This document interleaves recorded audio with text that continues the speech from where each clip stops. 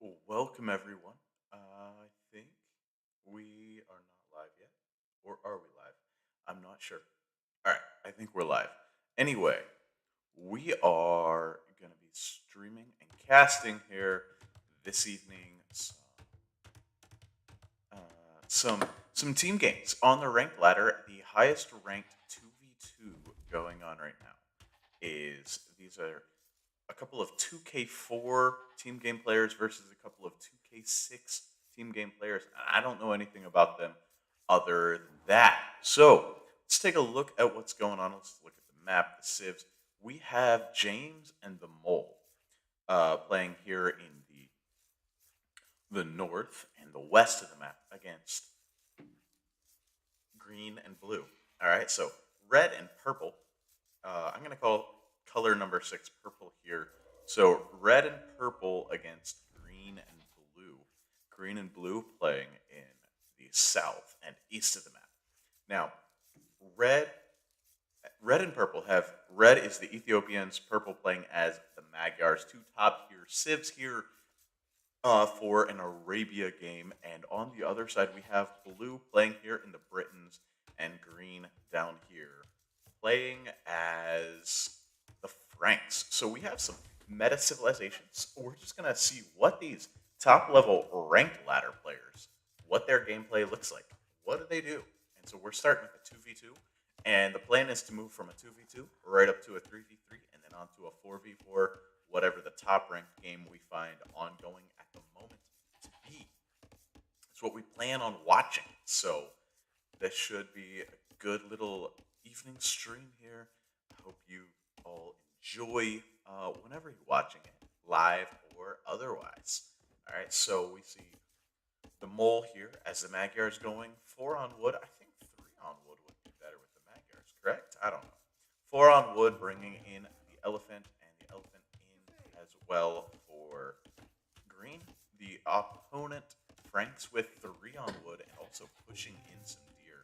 Now, I don't remember which team was the slightly higher ranked team, but I think, ooh, the mole having a little bit of issues with the elephant, but no villagers lost. So all is good.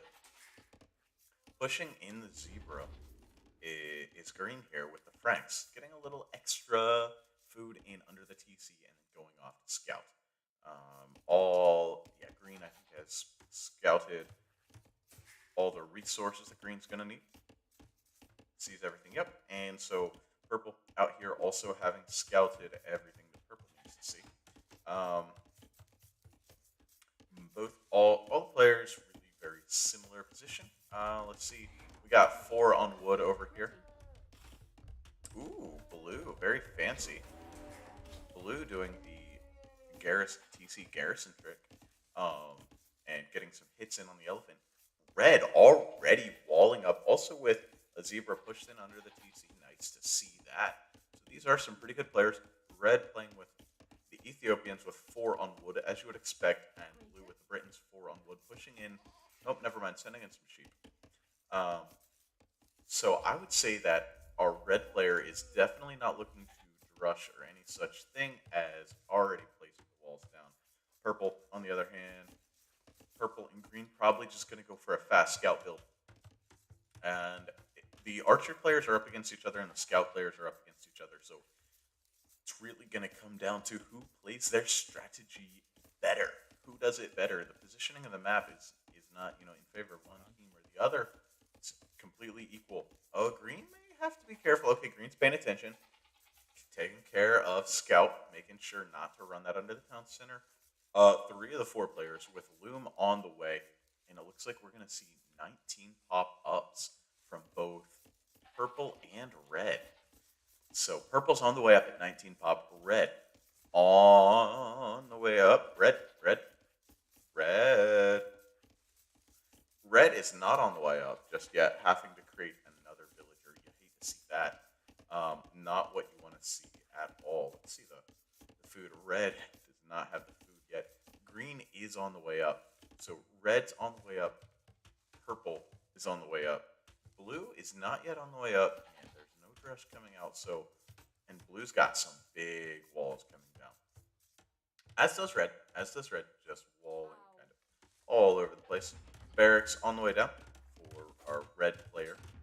Blue just being annoying with the scout. Red is really, missing a little bit here, missing a little bit there, getting ready to go on to gold. Blue also just now heading out to gold.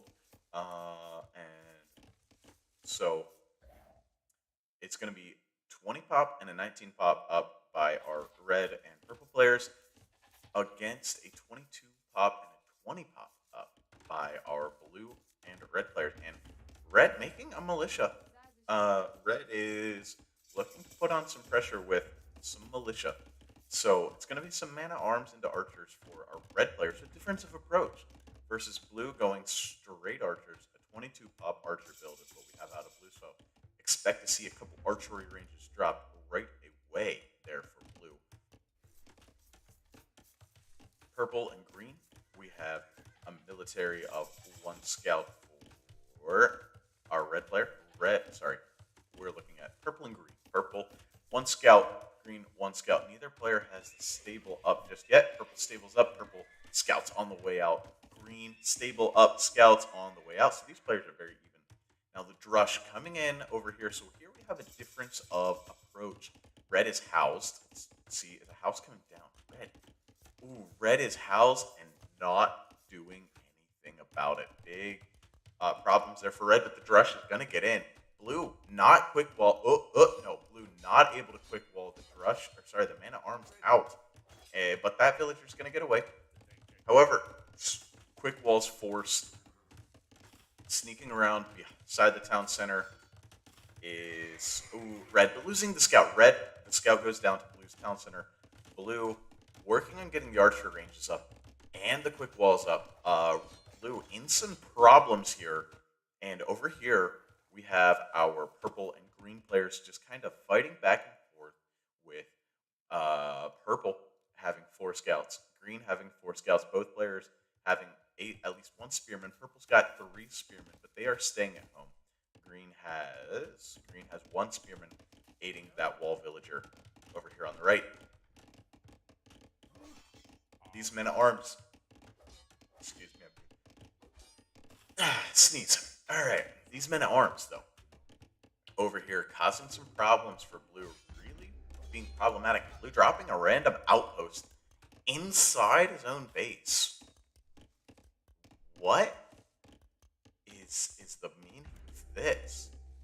I don't know what's up with that outpost inside blue's base. Blue is struggling, getting archers out.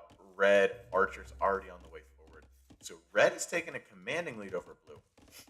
However, purple forced the quick wall up and failing. Quick walls did not work out. So the eco lead is going to go in favor now of the Koriju team with 1 villager dropping for purple. So a couple extra villagers over here for green and blue. However, red is beating blue. A tower being dropped on the gold. This is good.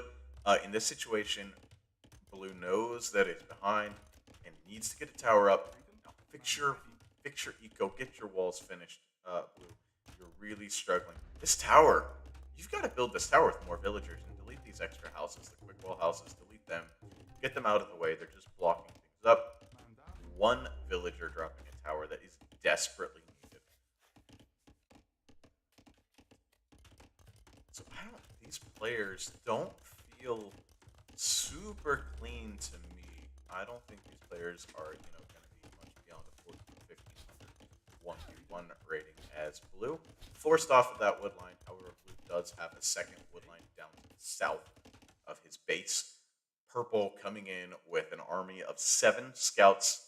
However, green, a couple spearmen, and walls already up. Yes, fully walled. So green is going to be just fine. Green headed to red's base. Ooh, green could do some real damage to red with this while being protected from... but purple headed over to red's base. Purple realizes what's going on and is headed to red's base. Red headed back. Nope, red just doing some, unnecessary brutality to the animal life on this Arabia map. This is a desert, man. You don't need to do any more damage. A second archer range coming up for red. as green loops the long way around, back in, headed for that gold mine, I think, or that wood line. Purple just hanging out with the scouts. Look, if you got scouts, do something with them. They should be spread all along this wall. A couple back here, one over there. Watch, do something with your units. Don't do nothing with your units. Don't just hang out with scouts, because you're not going to use them later. I'm not saying throw them away unnecessarily. I'm saying use them. Be active with your units. They're scouts. They're the fastest units on the field. You can always run away. See what green's doing? Green realizes I can't do anything to purple, gets over into red, and drops 3 villagers. 3 villagers going down here for red. So this game is far from over, but red making good use of the archers, causing still idle villagers on blue. So red only has 33 villagers to blue's 36. However, red has caused a lot more damage. Green on the way to Castle Age. I think green is going to be the difference maker here in this game. Green's on the way to Castle Age. So is purple, but purple's a bit behind. Purple, pay attention to what you're doing, man. Oh. The tragedy of these villagers just dying. And now red's army getting caught out. Oh, I missed a big fight. Now the KD for red is 1. Red has been outplaying blue this game up until now. It has a 1-14 KD, and blue has a 10-1 KD. Wow, things went sideways quickly for red there with this rather ambitious wall, seeing as there's no walls back here. I don't know what the game plan is. I guess you might as well just wall up the rest of that. Keep that whole quarter of the map walled up. But you're 7 archers, red, as Ethiopians. What? What? Have these players never heard? Have these guys never heard of attack move, of patrol? Both armies just waltzing past each other. They don't know where the other player. And okay, neither archer player. Oh, sorry about that yelling. My goodness, though. Okay, now coordination here. This is good. This is some good coordination. Purple and red are going to be working together. They can be problematic. Red, you got to get there quickly. Red's on the way. Okay, purple. Nice splits. Red coming in. Purple coming in. Okay, big fight. This fight is so key. If red can clear up these blue archers, that will really help in the long run. As blue pinned in that little corner in the wood line, red and purple able to get a big clear up. Now red with the big military advantage. Well, yeah, 9-6 on the archers.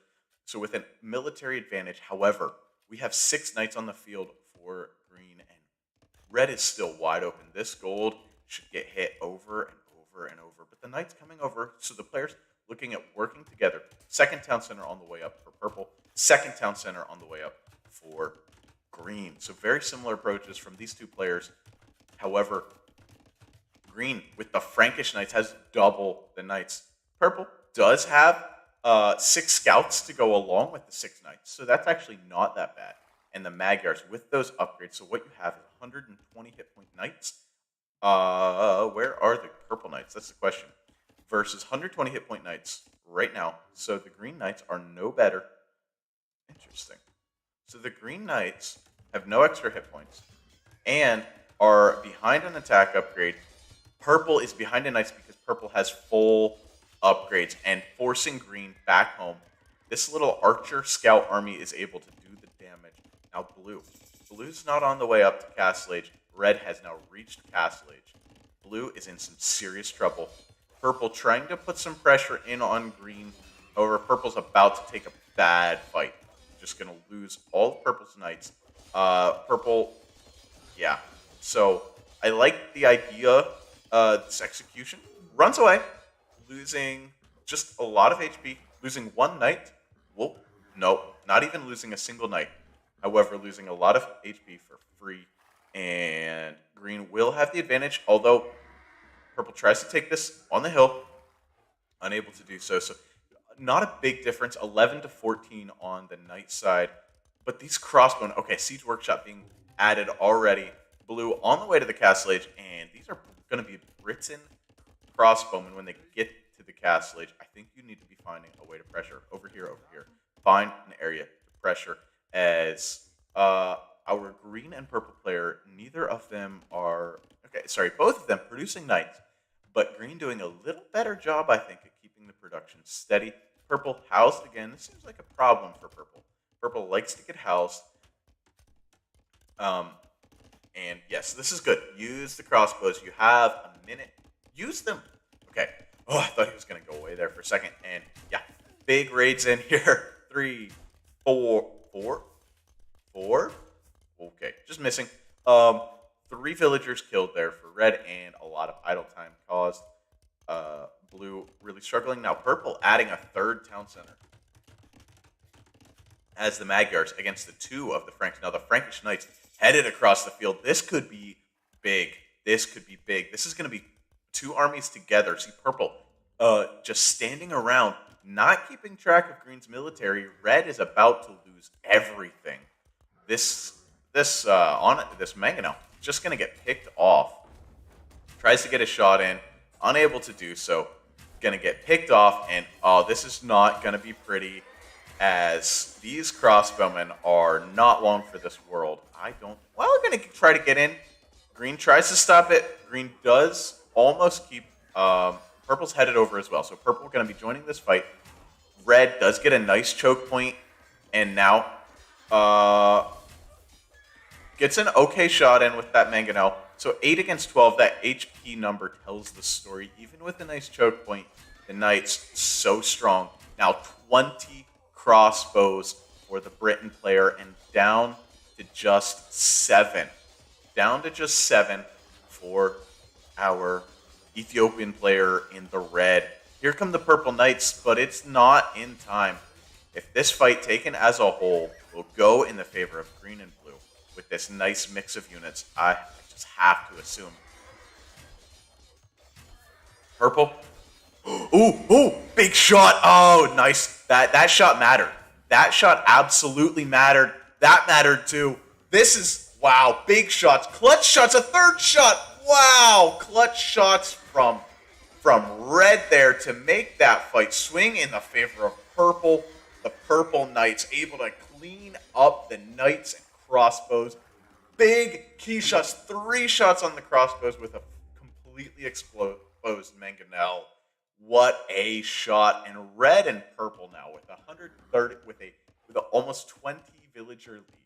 Red and purple with 24 military lead, chasing across the map, headed toward green. Green just booming up nicely.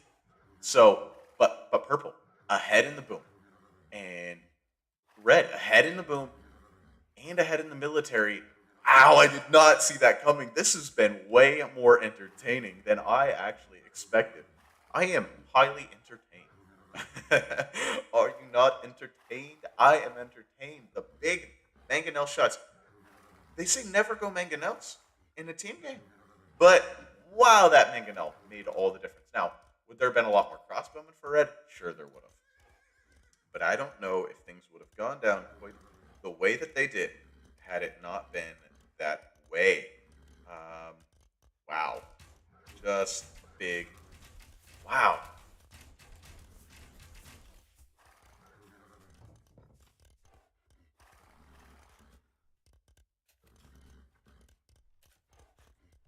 Sorry, just checking on something. All right, very cool. So, all right, what's the situation now? We don't have, yeah, purple and red have an advantage here as blue is just behind. Blue is unable to keep up in this production. Purple is ahead of green. Still housed though, purple. Just a reminder, purple, you're still a house. Adding a 4th town center. Is that necessary, James? Securing that gold control. James over here, sorry, the mole on James's team, adding a 4th town center. And I'm not going to call this game. I've kind of called GG a little bit here a few times. Nicely done. Okay, keep... No, no, no, no, no, no, no, no, no. You're right, getting too far away. Purple. This mangonel is going to be a waste. You need a villager forward to repair. This mangonel going down for nothing. Well, okay. James backs up with the mangonel. Our red player here backs up the mangonel. The pressure about to finally come in. Red and purple decide to make a move and decide against it. Would love to see them make a move on this left side of the map. There's not going to be any way you can quick wall behind that for blue.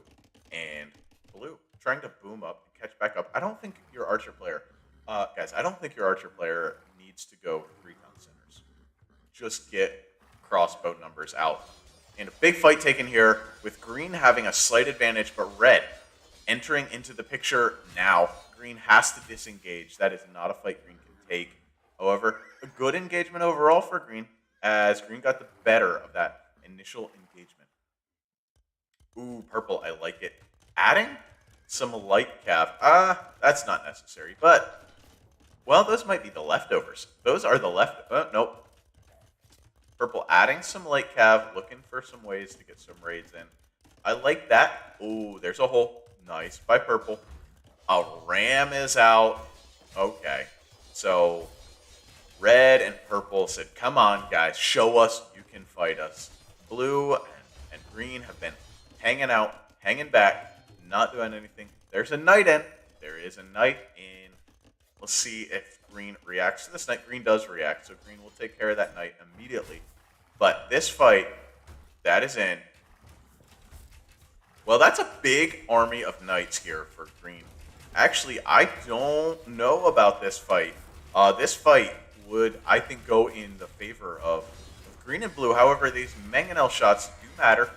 The ram is dead. Oh, no, it's not. Yes, it is. Red killed its own ram. And green trying to get over, and green's going to snipe off the siege. All right, let's see. How does this fight go? Can purple hold the front long enough for red? Or is this just going to be a big clear up for green and blue? Is it even? It's pretty even, but green and blue are going to come out a little better in this fight. Both archer players left with most of their archer players, both knight players down to almost no knights. But green now with 21 knights. Green now with a bigger boom than purple. Green has surpassed purple now. Green has had a cleaner approach to this, and these raids, these attempted raids, have not accomplished anything. Not having these units together has maybe cost... Oh. There's the answer. Has maybe cost them some... Cost them that fight, yes. However, they're back. Armies together again. Big mango shot. Are we going to see a big mango shot? Let's see. Purple, or blue, I mean, not microing at all. Blue, okay, blue microing away now, but taking some damage. Those long-range Britain crossbowmen don't have to take any damage. But our blue player showing us that you don't need a lot of villagers. Blue struggling to get villagers out, struggling to keep up build production. Yet, blue able to have competitive crossbow numbers with our Ethiopian player. Green, big raids in on purple, but purple's an Imperial Age. We have Cavalier on the way in. Red is also in the Imperial Age. Green is not going to be there for a while. So we're going to have full attack upgrades, full armor upgrades. So purple is so quick at getting these upgrades in. Purple gets the upgrades first thing. Now purple, where's your stable? Where's your knight production? Okay, could use, no, 5 stables. It's probably plenty here. And now the Cavalier are, I think, just going to end this game. Because it's going to be Arbalist and Cavalier against Crossbowmen and Knights for just a little bit, and then Crossbowman Cavalier, and then for another whole minute and a half. Ooh, Chemistry and Bod Bracer are on the way in. What's right? Red is going to drop a castle. Red is saying, I have this game, and the Cavalier are everywhere for green. Green walling like a madman, trying to stay alive in this, trying not to die before he gets his own Cavalier, because he's not that far away. Red, 30 seconds away, and then the faster working stables of the Franks Well, chivalry's not researched, so maybe not. To try and get now this castle. This castle's after the style of Mr. Yo. Take an even fight and add a castle to it. Then you either win the fight or get the castle up. The enemy has to choose, and it's not an even fight because these are more fully upgraded. However, these are Britain. These are Ethiopian faster firing with more upgrades versus the Britain units with the greater range, but only equal range in this scenario. But now 5+4, 6+4 attack and range Arblister versus 5+2 attack and range crossbows, or 5+3 range crossbows. It's just not enough. And purple, okay, purple is choosing not to take a fight and wait on Paladin. Instead of taking a fight, Cavalier versus Knight, purple is going to go for Paladin, and it's going to have 50 Paladin against 50 Cavalier. Now, purple, you don't go in. Purple, run away. You've got 2 minutes. Run away. You got to understand, if green is looking at taking a fight, green is on the way to Cavalier. Like, if you have a military advantage over somebody, all right, and they decide to start taking a fight, that means their upgrades are on the way in, and you need to get out. Because these are now 144 HP to 140, so just 4 extra hit points on these Cavalier, but 12+2 versus 12+4. Yeah, so, green gonna try to switch into Halberd here. Not gonna work out for you, green. I don't think, as the Ethiopian Bombard Cannon and Arbalist are just, they're here to eat up the Britain. Now, the Britain Arbs are out, so these Arbs now have 5+5 range against the 5+3 range. So these Arbs now have 2 extra range. So red does have to be careful here. But these are faster firing and more fully upgraded. Now the upgrade's coming in all the way in. So 6+4. Yeah, now it's fully upgraded Arbs versus fully upgraded Arbs. But red has the hill control. Red has the numbers advantage. Red's taking this fight, but the castle is going to go up and shoot some of these down. So you got to back up, red. Red, you got to back up. And now the big fight's in over here on our left-hand side of the map. The Paladin versus the Cavalier. And green doesn't know what to do. Green, I don't think, is going to be able to get into Cavalier. Don't think that's going to happen. This castle is going to stay up, and the Bombard Cannon sniped off. That's sloppy from red. I think blue is a better player than red. However, red had a better opening.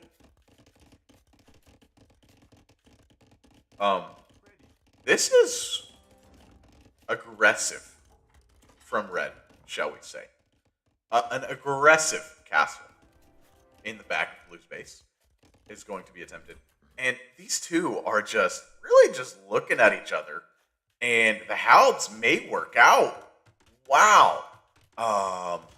And purple. What? Purple.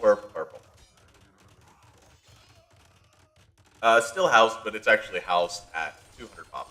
So I take it back. Now, how does this fight go? There's a lot of Halbs mixed in for green, but no, purple, just take the fight, purple. Purple needs to just take this fight. More and more upgrades are coming in. Purple does not realize that the advantage had by purple right now. And red is struggling to push in on the Britons. The Britons are so strong. So hard to push, as is often said. Yes, purple. Okay, so what I want to happen right now, these Halbs are not a concern. Run into the middle of blue's base. Kill blue. I'm hoping that's what we see. A big fight inside of blue's base. Ooh, that red town center. Wow, red is just so aggressive with this. Red could lose. Okay, red realizes what's going on, hops back inside the TC. Town center in the between the bases of blue. Yeah, and purple can fight this. Red cannot. Or yeah, sorry, purple and red can fight this. Green and blue cannot. And this town center just here. Oh, they're switching sides. I see. The Arbs are going to come over here and take care of the Halbs. The paladins are going to come over here and take care of the skirmishers and the arbs and the Britons, and this is going to be the GG move. Castle still going to be on the way in. I think, although this fight's going to go in favor of green, but blue's dead. Blue has nothing. Blue down to 75 villagers, 17 military. Blue has dropped below 100 pop. And below 100 pop is not a place you want to be in a team game at this stage. In post, when you're below 100 pop, when you're losing 2 town centers, and you can't do a thing about it. Now, granted, green is just killed. Green just killed like 20 of Ethiopian villagers. Oh, purple in on green. GG, well played. This was a crazy one. This was a wild one, guys. Just an absolutely wild game. And I'm going to take a really quick break. I'll be right back with a 3v3 game. So give me just 1 minute, everybody, and I'll be right back. If you're watching the video, jump ahead a minute or two. You'll find the next game there.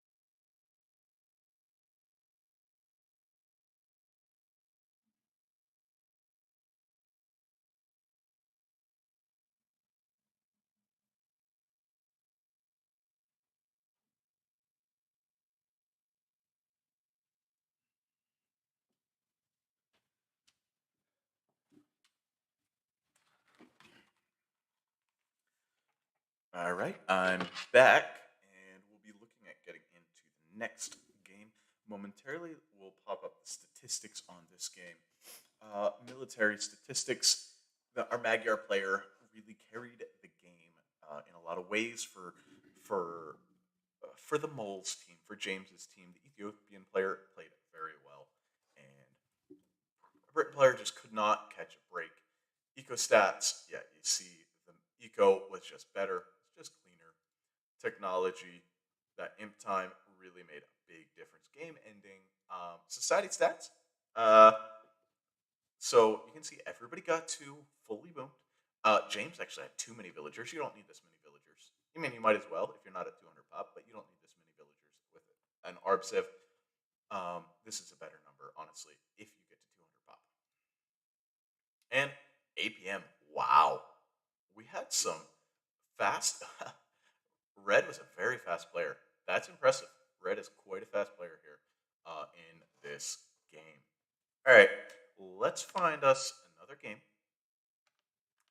We're going to try to get into another game. We're going to look for the highest rated 3v3 now going on. And it's going to be just a second before we get in. Just got to find a game and then get us into that game.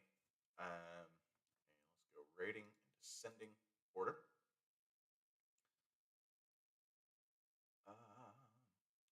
Okay, here we go. Our highest rated 3v3. We've got 2K4, 2K3, 2K2 versus 2K4, 2K2, 2K2. Now, I want you to be clear and understand this is Team Game Elo. So these are 1,400 players. Okay? Most likely. I don't want to insult them. I hope they don't feel insulted by saying they're 1,400 players. But I'm like 2K to 2K2. I've been up higher than that even. So that's the level that we are at. Okay, why are we not? It's not seeming to work here. Hey, there we go. Okay. Let's make sure. Let's see what you're seeing on your end. All right.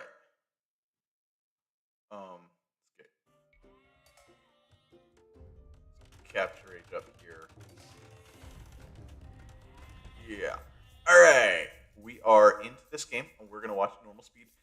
But this is a live game.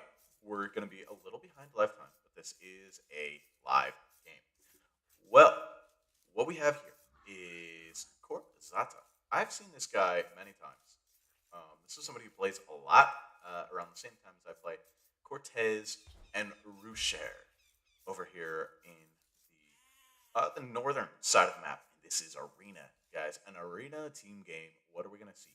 Well, we have our flank over here, Cortez, playing as the Italians. So we're probably going to see Genoese crossbowman, not looking at really a fast castle drop, looking at getting into that unique unit, getting a massive units to take out the opponent cavalry, the opponent meat shield for our pocket player, which is Corp Zata as Teutons with the crazy eco boom that is possible with the Teutons.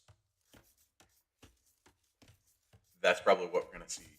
Just looking for a crazy eco boom into those super, super strong paladins. That's the idea here.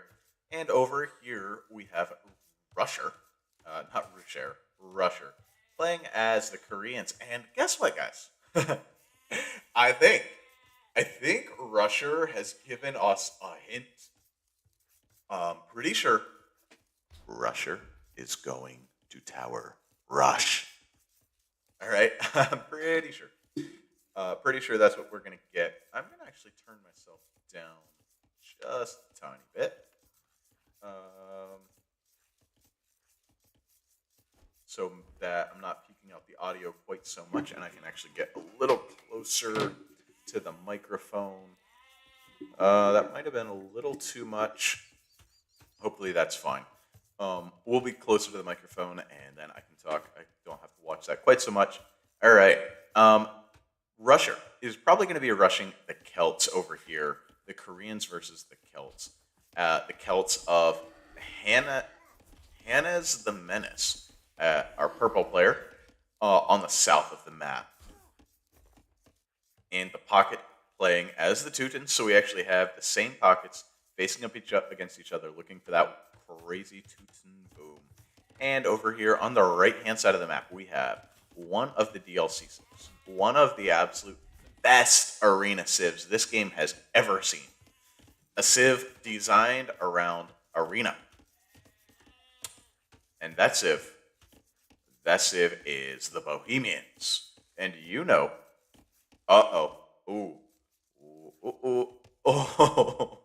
Corp Zata. Oh, failed the delete walls. Oh, that hurts. Oof. Not what you wanted to see right there. Not at all. So Corp with a big gaping hole in the wall. But the Bohemians, we already know the Hufnice. Just, I make things up on how to say things. Just making it up. The Hufnice. Corp going ahead to wall that up right away before anybody notices it with some house walls. And Halb or with the Hussite wagon. Either way, going to be super strong against the Italians. The Italians don't have a lot to deal with the Bohemians. I think Bohemians are just an unbelievably strong flank arena civ because, well, first off, you can get chemistry in Castlage and have super strong crossbows. You can castle drop and get crossbows and Hussite wagons. Or you can go to the Imp and try to defend until you get bombard cannons and Hufnice out. And once you get the Hufnice out, you're going to win. You got to be... It's so hard to push the Bohemians with the Hufnice. That's all I'm saying. So hard to push. So let's see exactly. Okay, so a little scout fight here. Green Corp Zata, our green player in the north of the map, is going to win that. Push away the yellow scout. Looks like we're going to have a little scout fight down here between Cortez and... nope, never mind. We're not. Blue bringing the scout along to help green, but the scout fight's already been disengaged. Nobody's really doing anything. And it looks like yellow and red might combine to try to take out Cortez's scout. We'll see over here. Are we going to see a castle drop either side? That's the question. Second lumber camps coming out for these players. Interesting. Interesting. And everyone on the way to feudal age. Now our Italian player went up with. These are wow. The Italian player going to be tower rushing the Bohemians. Okay, so this is huge. We have our red and yellow scouts here. This is not going to go well. We've got 2 scouts to 1 here. Up here we have green and purple fighting around a little bit. Are they going to notice though? That's the question. It's going to be a tower rush for our Italian player with a 20 pop up. The other player's all doing a 24 pop up. Well, blue has done a 23 pop up. So let's look at blue. Blue's the guy I expected to see the tower rush from. That is not the case. Instead, it is Cortez tower rushing, and you will see a video of how I dealt with tower rushers on Arena, or you already did see it. I don't know, but it's a very fun video. And red, not on stone yet, so I don't love this tower because I think there's a chance. Okay. Red realizes I want this extra walled up over here. Not that there was a hole, but that our teal player here is going to go around to this side. Has to. Now, on this side, nothing. Market blacksmith, and do we have castle ages on the way? Castle ages on the way in. Okay, 26 pop castle age for blue. Nice and clean. I need to work on my arena build. Honestly, I don't get that. And a 26 pop up on the way for our green player as well, with this extra little hassle. Wow, impressive. Nice clean stuff. And 26 also for our purple and red players. Now the tower rush, like I said, that tower, this is why you wait to place the tower. All right, don't place your second tower, your defensive tower. Look, no stone. So red, it has to hold this spot.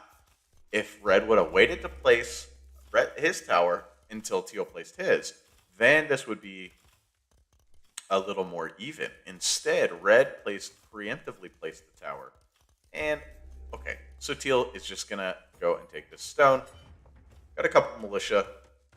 Yep. So teal's just going to take red stone. Probably try to get up the castle age. Red is on the way up to the castle age, just now going to stone. So teal's probably going to look at getting up to the castle age, dropping a forward castle on our Bohemian player. But we shall see. Rusher did not rush. Really let us down here, Rusher. I don't know what you were doing, but you really let us down.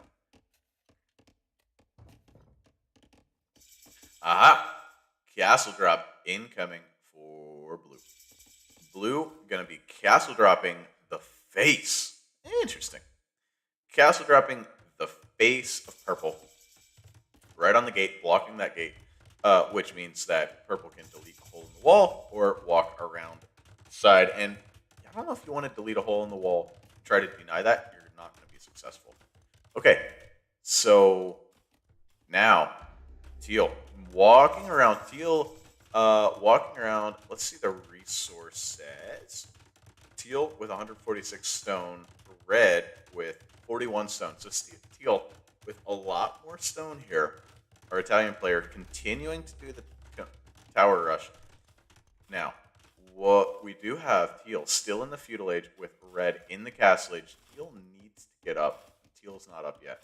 Not on the way up yet. Over here, we have a castle rush. We're going war wagons, so going straight to the war wagons. And I would love to see, look, when you're forward, go ahead and take the forward res, right? Take the guys on home, off of stone, put these guys on stone, and go up to imp. When you put a forward castle, you're thinking about imp. You should be anyway. Because you're probably not going to kill the guy in castle age. You might. And war wagons are a good unit. Teal is... These two militia are just sitting inside on a spearman. I don't think this is going to work out very well for Teal's team. I think Teal has kind of... I think Teal has really damaged the chances for his team by failing this tower rush like this. However, over here, blue is doing very well at putting the pressure on blue on 32 villagers, purple 34 villagers. But this is really okay. So how does this all go? That's how this, ooh, nice, nice. Blue got purple to shoot his own scout. However, our our yellow player on 4 town centers now. 4 town centers now, but still 4 villagers behind our green player who's on 3 town centers, popping out those cheap Teuton farms. Is anybody closing in on Imperial Age? No one? Okay. Yes. No. Cortez is closing in on Castle Age. Cortez! Click up to Castle Age! Okay, Cortez just now clicking up to Castle Age. This makes me very nervous for the longevity of Cortez. And a town center going to come up here. Going to be able to shoot down that tower. Cortez unable to break in. Unable to accomplish anything. Really. Whereas over here, our blue player is now falling pretty far behind our purple player on eco. But is our blue player. 6 on food. No, this is not right.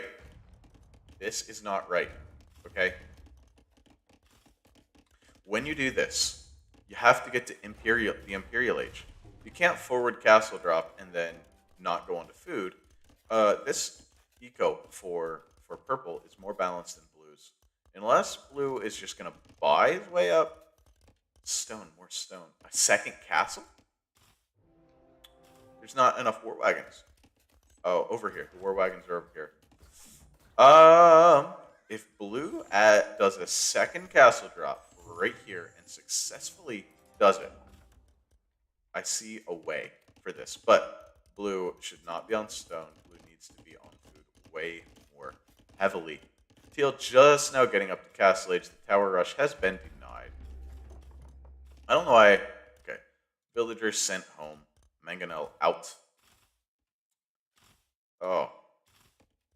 Oh. What? Blue got into red's base. That's actually, into yellow's base. Yellow gonna be losing some villagers. Yellow just taken that bill lead. Now gonna be forced some idle time. Gonna lose the villager lead over a green player who has is closing in. Oh, I see. That's nice. Green is just about to click up to the Imperial Age. However, yellow taking advantage and adding up. Yes, so green is going to be clicking up to the Imperial Age right now. Green's on the way up to Imp. All right. We're going to go back to here. Didn't realize this is very cool. This bar fills out as the players get closer to the age that the resources that they need. You can see blue is nowhere near, purple's nowhere near. So these two players not anywhere near. However, let's see over here. Okay. These wagons are so tanky that they can sit under a town center and fight a mangonel, still come out, not that far behind. I'm pretty concerned as Teal trying to boom his way back into the game. With 4 town centers, you're going to need a castle, Teal. So let's back to the resources. Teal on stone with 6, going to be getting a castle and needs to defend. Teal needs to be able to hold off our Bohemian player. Our Bohemian player is going to be a problem. Although, not if he stays housed. Staying housed, waiting on that town center to come up. And 5 town centers for our Bohemian player. Imperial Age is not on the cards for these guys. They like to play in Castle Age. And boom, and boom, and boom. I think blue... blue still should be... Blue's not even focusing on him. Not doing anything to purple, but purple's not focusing on imp either. They're just booming. If one of these players was in imp, the other one would die.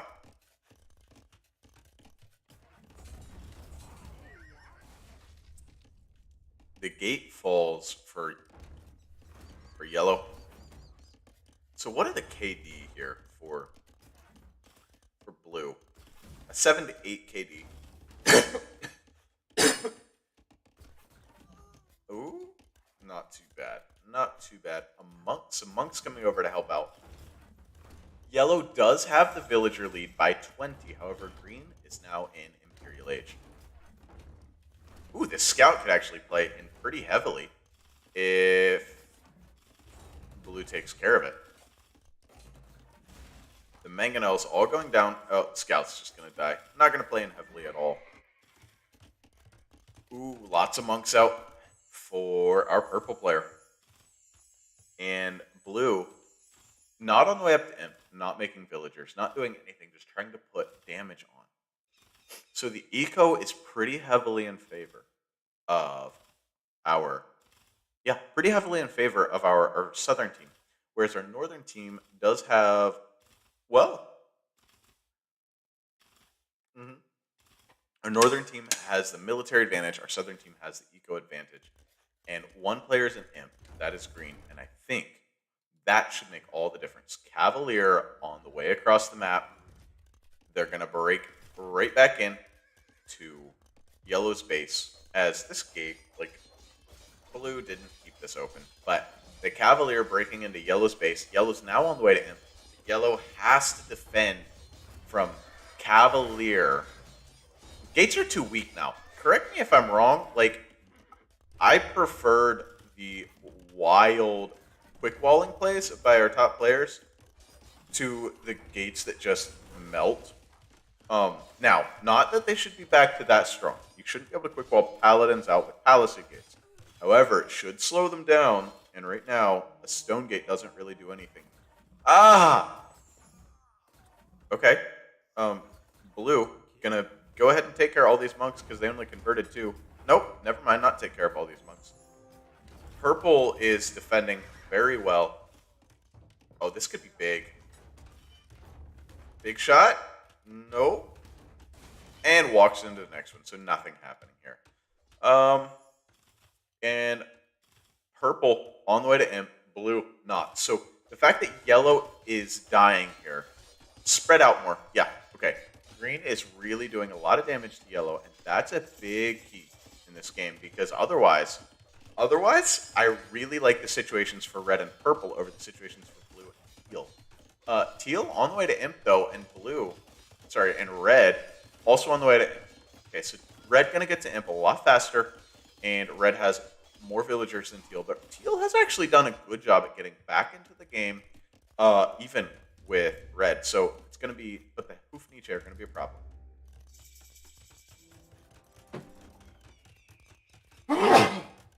I don't think teal should even bother with Genoese crossbowmen at this point. Just go full light cav or some such thing for the moment. Open light cav, I mean, not full light cav, but open light cav. Purple is absolutely wrecking blue, and you can see that by the score. Purple's wrecking blue. However, yellow has no eco at this point, with Cavalier all over yellow's base. So the question is, who is going to be stronger? Purple or Corp Zata? Really, it's going to be how quickly does blue die to purple, or how much does purple focus on saving yellow? Because blue needs to switch into crossbows. Blue needs to just switch into crossbows right now. I know wagons are super strong, but blue needs to get to imp, which he's doing, and switch to crossbows. Because what we have is, you've got the Celt player to go full help. Well, onagers though. I guess the war wagons are good against the halbs as long as you micro them, but they're so expensive to get a mass of. And green could have utilized this raid even better, but green just has taken a big advantage over our yellow player. But I'm afraid yellow's going to be able to get back into the game pretty quickly here with still 100 villagers and imp. The Hoof Nietzsche. Hoof Nietzsche halb over here on the right-hand side. Ay, ay, ay. What a wild one. We've gotten some pretty good ones. We've been pretty lucky here. these are some pretty good games that we've gotten to watch. As green running. Oh, that's a hole. That's actually nice. I was gonna say, what are you doing? But green gets in. Green gets into purple's economy, forcing purple to react a bit. But the trebuchets are out. The halbs are already out. Yeah. Purple now reacting to these green raids, as well as yellow still has not cleaned up the raids. Yellow just trying to macro back into the game. The Hufniche halb are a massive problem. Now, what? Now, this I disagree with. You've got Hufniche halb. Okay, never mind. I thought our red player was gonna leave. And you can see these Hufniche so stinking strong that boom, one shot dropped 7. 1, 2, 3, 4, 5, 6, 6.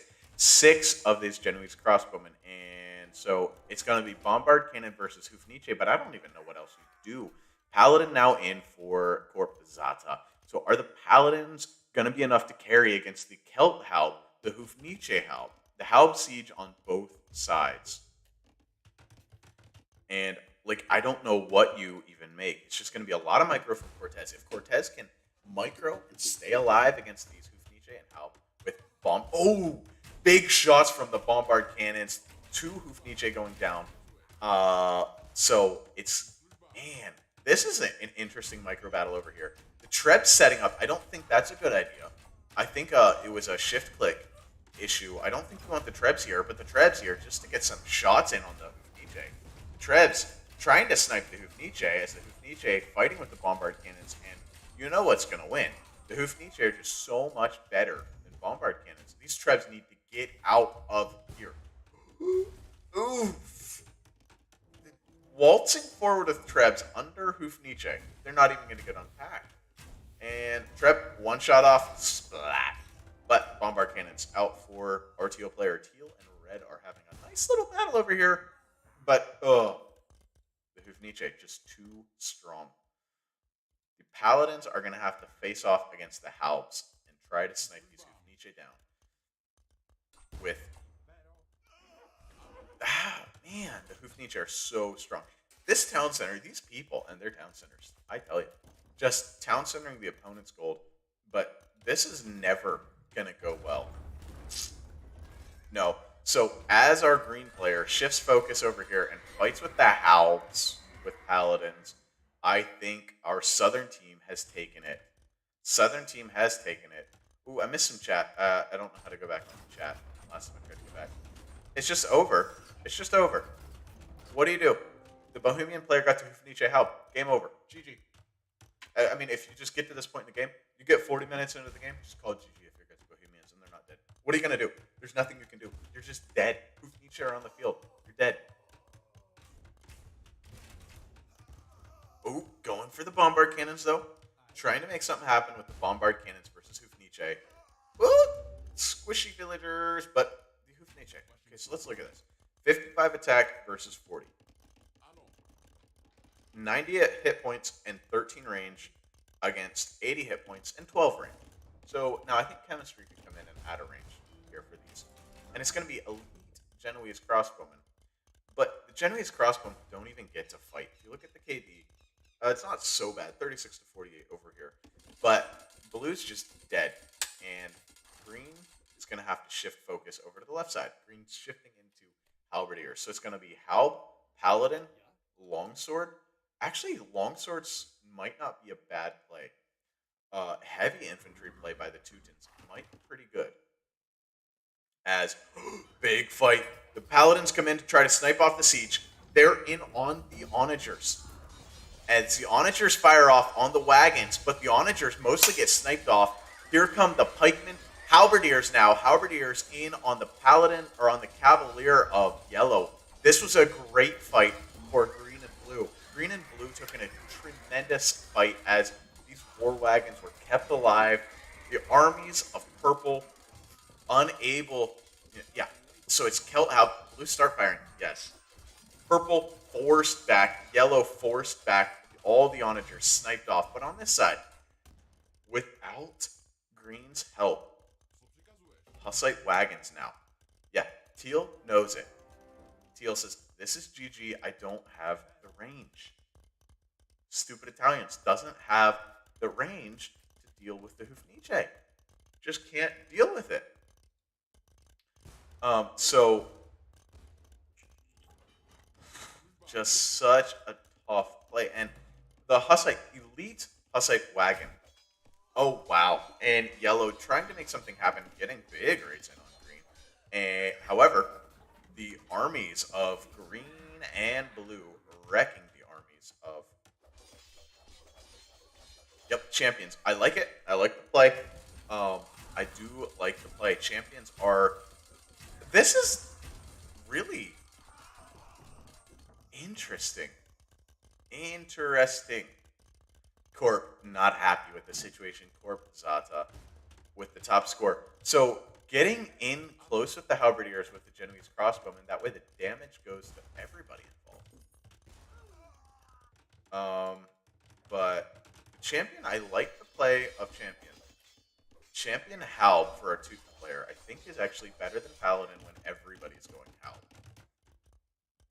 So here they come.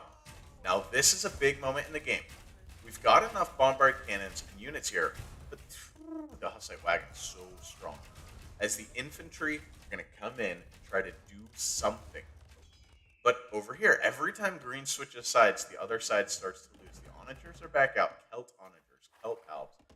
5 trebs, 5 trebs to push everything back. So the champion siege, big fight on the right-hand side. Green is going to help. They're going to win the fight on the right-hand side. So how quickly can our red player repop with the Hufnice Halb? Oh, red keeping the Hufnice alive smartly. But as this is happening, the onagers cutting a hole. This is GG. GG, boys. I think we'll see them play on for just a couple more minutes. As long as, purple doesn't kill all of red's paladins. Or yellow's paladins. Yellow into blue's base with paladin. Blue, not like he has enough eco anyway. And now the paladins over here are not going to do anything against the Genoese crossbowmen. But the paladins here by yellow, I don't know why I keep saying red, just going to cause complete chaos in blue's base. Blue did transition to halbs, which is probably a good play, and trying to keep the war wagon mass alive and going into house. Green trying to snipe the onagers off. Unable to do so this time. But over here, no, no. This is not how you play the game. Teal losing all the Genoese crossbowmen. Green losing everything just by attacking a castle, by right-clicking into a castle with Genoese crossbowmen Halb. Meanwhile, blue is dead. Everybody's dead. Zata actually does not have only 75 villagers. That's not nearly enough from Zata, who is struggling to hit 150 population. Those raids did a lot more damage than I realized, and Zata has not repopped villagers quickly enough. The Genoese crossbowmen, sure they wreck Paladin, but they die to Nietzsche. I mean, they die hard to Nietzsche with that slash damage. Big fight in here in the middle of Blue's base as the stream of halberdiers backed up by onagers and trebuchets from our purple player is going to be too much for green and blue to deal with. Yeah, it's a lot. 35 war wagons, great. Well, you know though, no way. The Teuton scouts able to take out all the onagers. I was going to say, you know the game's over when you see Teuton scouts. You know you've lost. But I take it back as the Teuton scouts putting in the work. And on this side, Teuton Halbs putting in work. As Teal just tries to hold and Corp Zata tries to make something happen. But Corp needs more of everything. Not enough military count, not enough eco count for Corp.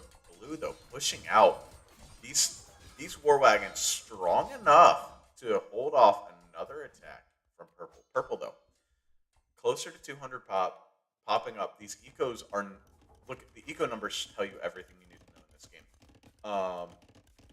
Our, our, our southern team fully popped 130, 137, and 115 on the Bills. But our northern team, not a one of them fully popped. Our Italian player, not anywhere close to 200 pop with 105 villagers. Our pocket, only 103 villagers, and the other flank, 88. Just fighting at a massive pop disadvantage, fighting at a massive military disadvantage on both sides. Impressive to have held this long, but this castle's getting denied.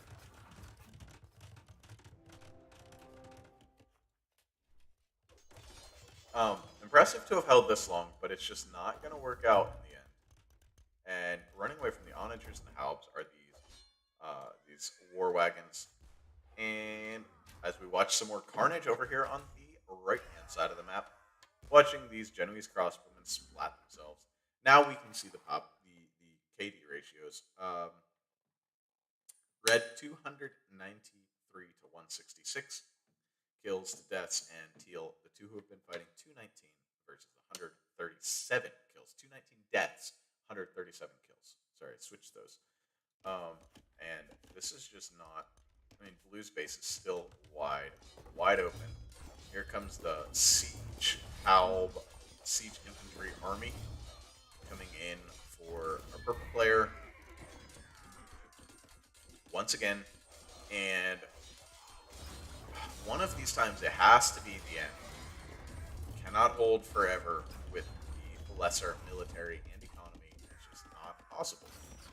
And ground is not really being made by our northern team. Just trying to hold. Skirmishers added in, and hand cannons. I don't like the hand cannons. Hand cannons are not what you want to go heavy into against. Well, no, I do like the hand cannons. The hand cannons are for that green infantry. The skirmishers are for... So the halbs are actually the waste now. The Hufniche, it's going to be Hufniche Skirm hand cannon for a Bohemian player who's getting into the action now on buildings a little bit more. Wow. What are you going to do? The Italian player runs in, drops 5 Genoese crossbowmen. Sure, the Genoese crossbowmen wreck these few paladins, but they don't get to fight them. And Purple running all over Blue's base. This is when you call it, guys. This is when you call it, when not one of you is at 200 pop. The enemies, 2 of the 3 opponents are at 200 pop. This was a wild back and forth one as well, but the strength of the Bohemians, well, they're going to make one more hold here. They're going to prolong this game a bit more, I think. No.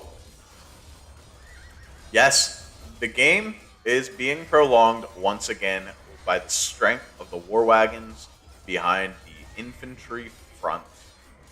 These war wagons just so strong here, keeping them alive. But as that happens, Teal lost another castle, slowly losing ground to the Bohemians, who are adding Hussite wagons in once again. I think the Hussite wagons... I think the hand cannons might almost be better than the Hussite wagons, because you're dealing with... These deal with the archers, but you already deal with the archers, you know. And they don't deal damage to the archer. Oh. Ugh. And Green building a castle in Blue's base, trying to keep Blue alive. Okay, and the GG's called, I think, Cortez. GG. Cortez again. GG. Cortez wants to call it. Zata says no once again. Corp, Zata thinks there's a chance, but Corp, there's just not a chance. Cortez says, okay, fight's on. Selling, buying, using the market, trying to get everything up, but what do you make? Cortez is only making trade cards right now, as Cortez loses everything else. I think a full condo switch. Yeah, that's what it is. A condo switch. Cortez, condos. Not that it would work, because there's paladins on the field somewhere, but condos should be good against all of this. That's all gunpowder. Cortez suiciding himself. Getting trade up. I want to see a bunch of barracks. It's too late, though. It's too late. But condos would be the answer. Cortez just trying to make Genoese crossbowmen. Not the answer, man. Not the answer, my dude. Over here, big fight happening with skirmishers on the left-hand side. On the middle, our green player is managing to maintain 200 pop now, or be close to 200 pop now, which is an improvement. Whereas our blue player also doing okay, but the ecos are still just, well, yellow's overboomed. I think that's the issue right now. Yellow's overboomed and playing with pikemen. So teal, though, no condo switch. Now the condo switch. Now the condo switch. Too late. Cortez calls GG again for like the 15th time, and he's still not wrong. Still not wrong. The condo switch maybe earlier could have done something, but no more eco. Okay, Cortez has left the building. Cortez has left the game. Corp, he's upset. Corp hated to lose like this. He could make another unit in all caps. The condos would have been better. Indeed, the condos would have been better. But Corp, it's the Bohemians. On Arena, Bohemians are just GG. Now, guys, when one of your teammates calls GG, and the game's somewhat close, give up. You're fighting 2 against 3. Like, our red player is now going to shift up to green, and we're just going to be waiting.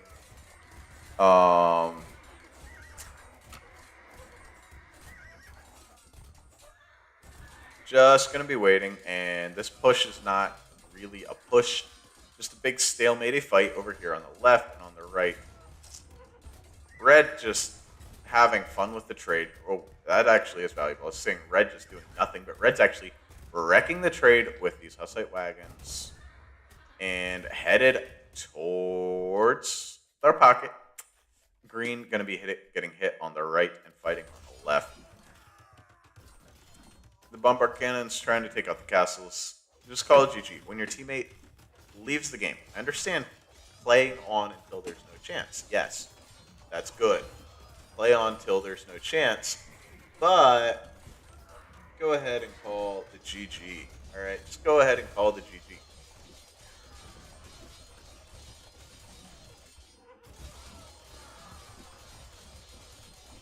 No need for this holding on to the game when there's no. Rusher calls it, well, GG, Corp. Please just allow the GG to happen now, Corp. As Corp now is going to be dead any moment now. Rusher has not left the building yet. Waiting for Corp. Corp unwilling to call the GG. I didn't realize how prevalent this was. Because I play mostly 1v1s anymore because of stuff like this, because I get a little annoyed in team games. Like Corp does. I get a little tired of this. And Rusher calls the GG, Corp calls the GG. That's going to be it. And again, quick break. I'll be right back. Let's go ahead, open the statistics up for you guys, and take a look at that while I take a break.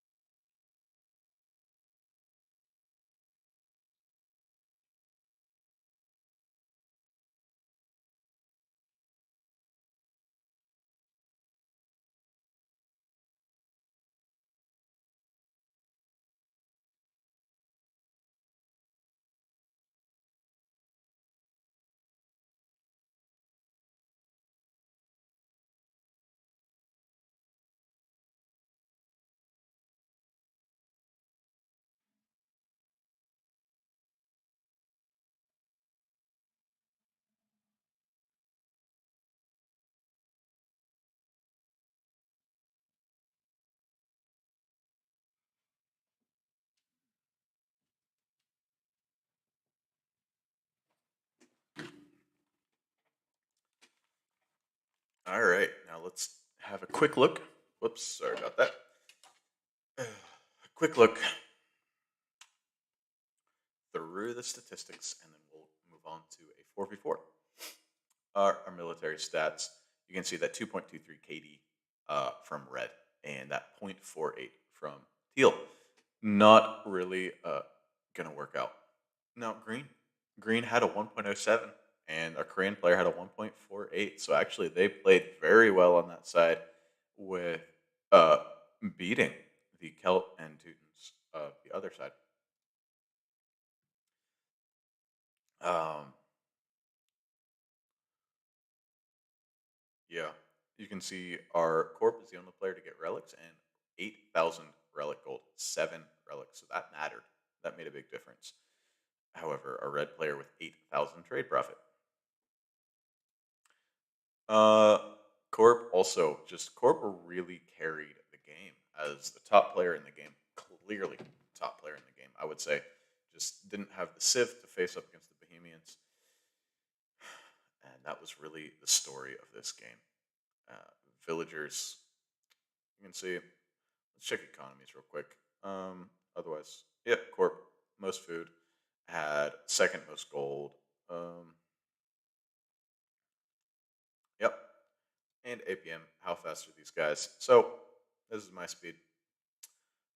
Cortez, my speed, and Corp, my speed.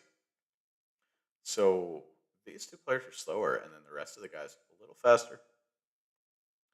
It's some impressive 61 APMs here by our purple player, our Celt player, and by our Bohemian player. Wow. Well, we are going to find ourselves a 4v4. All right? Let's get into that. First off, we got to cancel out of this game. Don't know if I do this all properly or not. I'm going to say no, I don't. But let's refresh this. AOE2.net. Um, so, and we're going to look at the highest ranked 4v4. Here we go. It's on Arena, though. Do I really want to cast another Arena game? Let's see what else we have. It's on Arena. It does have Sito in it. My Insanity Sito. Um, let's see if anything else is going on here. We have Runestone's game, and that's 3v3. Our next 4v4 does not. Yeah, we have to cast the one with Sito, right? We just have to cast the one with Sito. We have Justin Bieber in a game. Now we're casting the one with Sito on Arena. So another Arena game. Not really looking forward to an Arena game, honestly, but that's kind of what we're dealing with. So we'll get Capture Age up here in just a second.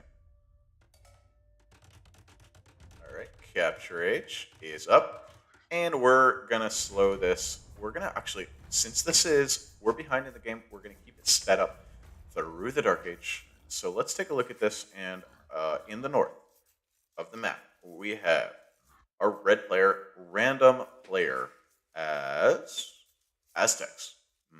Monk rushing. Interesting stuff. We could see some very interesting stuff over here. And our yellow player, and we have a call out over here. Blue has called out that blue is faced up against the Burmese. So blue, it's like, hey, I'm going to get castle dropped, and there's going to be some of these dart throwy boys against me and my Teutons. Teutons on the flank. So infantry siege flank. So here we have a monk rushing flank. And in the pocket, we have Burgundians for Wraith. So that's going to be a pretty good civ. On the right-hand pocket in the north of the map, we have My Insanity Sito. Sito, we know who he is. Top player. He has the Slavs. And then all the way over on the right, Toin Toin in the orange with the Burmese facing off against, in the south, we have Rev Spy. Revs? No. We have blue. Playing as the Teutons. And we have green down here in the, as Blue's pocket playing as the Slavs. So actually a Slavs versus Slavs pocket matchup over here on the right-hand side of the map. On the left, we have Poles as pocket. Now the Poles are a top tier civ that Cavalier spam can be brutal on Arena. Or the Obuk Mass. Either way, Poles have an answer. And then we have the Turks. So we're going to expect a fast imp versus a monk rush on the left-hand side of the map. We're going to expect a castle drop on the right-hand side of the map. So this could be a bit more interesting. Actually, the last game was quite interesting. Just it drug on there at the end quite a bit. And I got pretty worn out. Gonna be honest.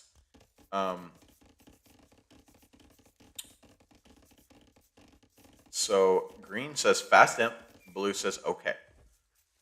And so green is going fast imp as Slavs. I'm confused. Blue says, what do you need from me? But green shouldn't go fast imp. Blue needs to go fast imp. So green says, I make Pike Siege. Blue's not on board with that, says Burmese. Oh, Burmese men at arms are already here. Okay, so I'm pretty sure green wants blue to fast imp and green will fight, but I don't think blue got the memo. I think blue thinks green's fast imping and it's going to try to fight himself. So we'll see if the communication's on point. It's a tower rush from the Burmese over here on the right-hand side of the map, and that's loud. I don't know if that's loud to you guys. It's loud to me. So we're going to pop that down just a touch for you guys. I think that should be a little better. Oh, the tower. Okay, tower's up for blue. And orange trying to find a place to break in. Unable to do so. Orange going to have to move around and attack somewhere else. Good defense there from blue so far. Orange has lost a villager. So far the tower rush has caused the opponent tower. And also, you've lost a villager, orange. And over here on the left-hand side, we have red and yellow on the way to Castle Age. Oh, we have everybody on the way to Castle Age, basically, except for orange. Orange is the only player in the game not on the way to Castle Age. Because orange is over here, Burmese tower rushing.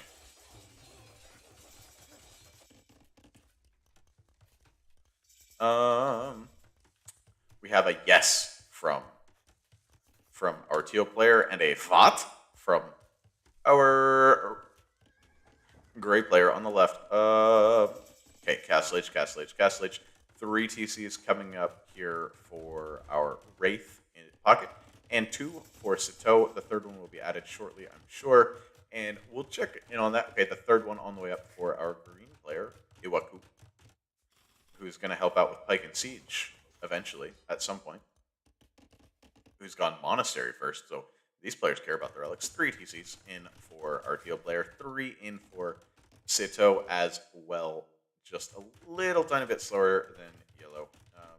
Sito, 34, 35. So our villager numbers, teal, 34, green, 41, gray, 33, blue, 33. Over on the other team, we have a 38, 38, 38, 34. So green has the best boom going on. Our eco number is dead even, 154 to 158. Oh, it's so even. Both everybody making villagers, everybody evening it up on villagers. So at some point, okay, so orange taking stone here away from Toin, or sorry, away from blue. Blue smartly gonna build a tower to deny that stone. And ooh, blue has, okay, nicely done, blue. Ooh, orange just dropped all the villagers. Blue comes out, gonna batter that town, tower down. Teal, castle out in front of his base, and we have a bunch of gray light cav going for that relic control. I don't know who ended up with the relics. Okay, relics. We have green got 2, but on the other side, the Burmese player with showing off where the relics are has allowed for for 4 for Sato's team. Sato's team got 4 of the relics, and our opponent's team got 2. The light cav trying to batter down the gate of Wraith. Not going to do anything. A Burgundian player probably going to be looking for that fast Paladin. So we're going to see the fast Paladin switch against the very cheap Cavalier over here on the left side. Very interesting because we have 2 civs who do not get the best cavalry, but one gets them faster, one gets them cheaper. So we're going to see the underwhelming Paladin coming in against the underwhelming Cavalier, but the cheap Cavalier versus the underwhelming Paladin. Jaguar Warriors. Did not expect to see that, but I guess when you're facing up against the Turks, Jaguar Warriors make even less sense than normal.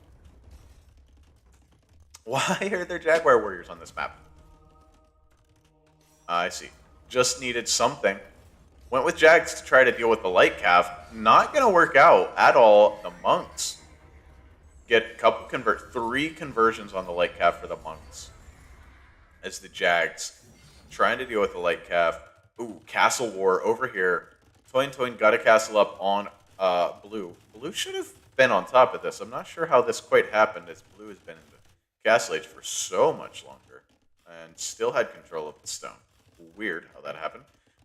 Teal booming up. Green just now going into Pike Siege, and green was not kidding. Green did go fast imp. That's not correct. Green went for a boom into imp. So our eco numbers are now slightly in favor of the opposing team, whereas Sato switching into Slav champions. We are going to get to see the Slavic champions against the Slavic champions. Are we going to see champions against champions? Oh, man. We could see a quadruple champion play on the right side of the map. But I think Sato's team is really, well, I don't know. Gray is having trouble dealing with red. However, our teal player has yet to enter the fight, as does our yellow player. So the Cavalier and Paladin. So, ooh, it's Obuk. I don't like that. I do like that. Obuk to deal with the monks. But Light Cav didn't want to go Cavalier, but it's going to be Elite Obuk. Going to come in here, but Jaguar Warriors are going to be great against Obuk. This means we make it to see Jaguar Warriors, as we might see just infantry battle. Longswords headed in here for our purple player, for Sito. So, and Halbs. Ooh, green made a big mistake. Green went Halbs. We're going to see hand cannons from our Teuton player, but it's not going to be in time, as green went for Halbs and purple Sito went for the Druzina.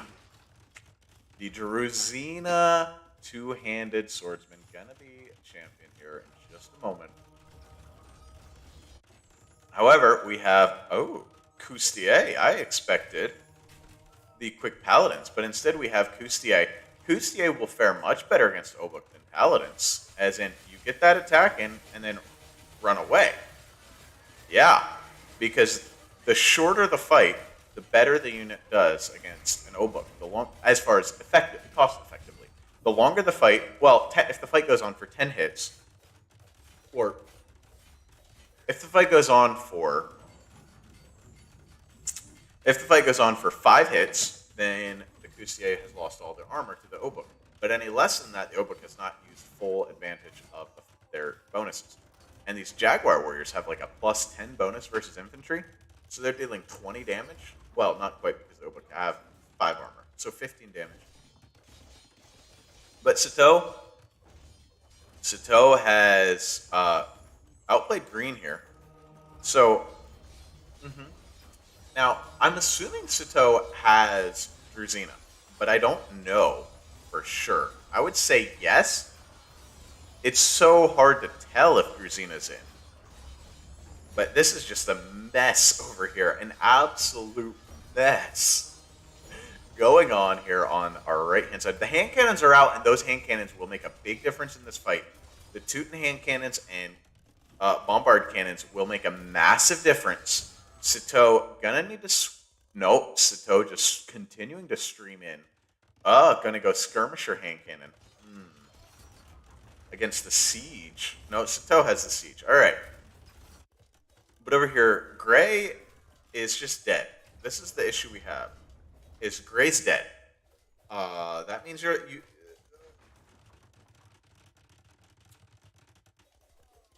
Gray's just full dead. There's Coustier all over his base. The Obuk coming on over.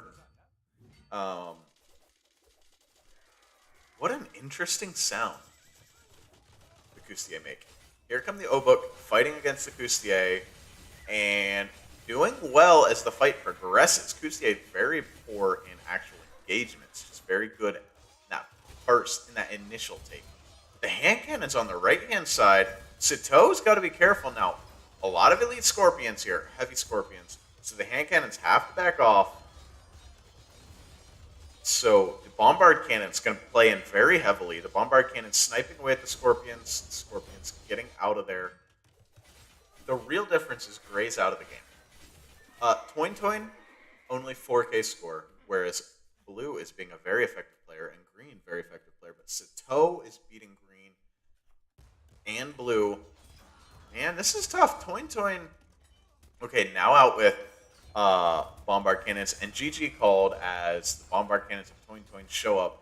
Toin Toin had almost nothing in this game, but Sito made it happen with that fast Rosina, and Gray just died.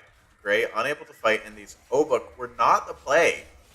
I'm telling you, Obuk are not the play against Aztecs, because we got to see some real mileage out of our elite Jaguar warriors. Now, come on, man. Get your upgrades on these. They could have 20 attack, and instead they have 14. Get your deck. Now, random player 105's Mosca.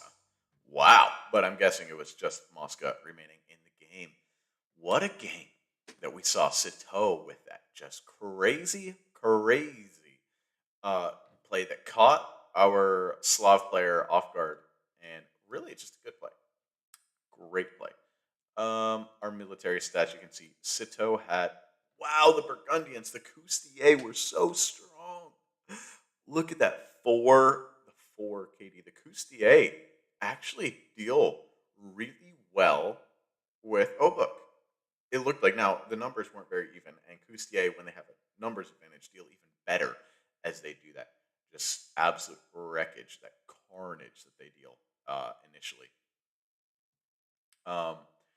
Wow. And economy stats, you can see Sito with the eco, just cleaner, better player than everybody else. Not fair. Sito's team is more likely than not going to win. Not always. Not always. My brother will proudly tell you that he's beaten Sito or lost with Sito, as he plays a lot of team games. And no, he's not at that level by no means. But team game elo, sometimes you get ranked with a lot higher players. And you can see Gray over here just out of the game. Orange even getting to him much faster. So APM stats, let's take a look, see how this all went. Sito with only a 52 APM in this arena game. And these guys, my speed. Yeah, just some good fun arena games here for y'all tonight. And I think that's where I'm going to call it. It is 10 till 9 my time. And I have some homework I got to do yet tonight. So that's going to be it for me. I hope you enjoyed. Yeah, I hope you enjoyed. That's going to be all. See you next time. Good night.